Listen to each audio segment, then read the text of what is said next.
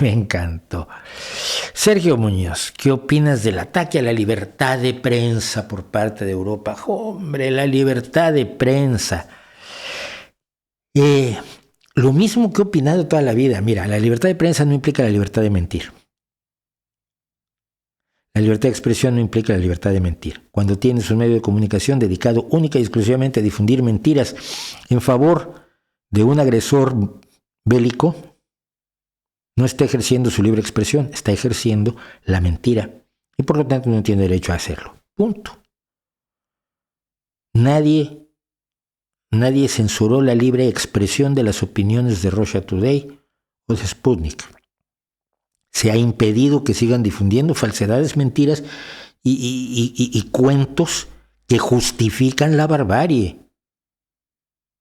Es como decir que alguien debería tener derecho a tener un canal de televisión donde contara que no existió el genocidio de los armenios por parte de los turcos, que no existió el genocidio de los gitanos y los judíos por parte de los alemanes, que no existe el genocidio contra los rohingya por parte de los budistas de Myanmar, que no está existiendo los campos de concentración de China de uigures, que no sé, que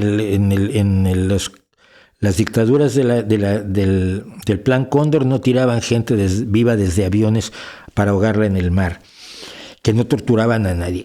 Cualquiera que se propusiera contar todas esas mentiras le dirías, no se puede.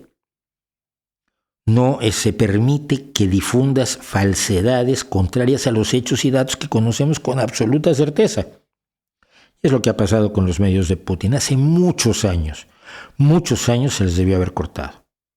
Porque su objetivo no es informar, su objetivo es la propaganda, y la propaganda de guerra. Y toda la lógica de Putin es una lógica de guerra. No hay que olvidar esto.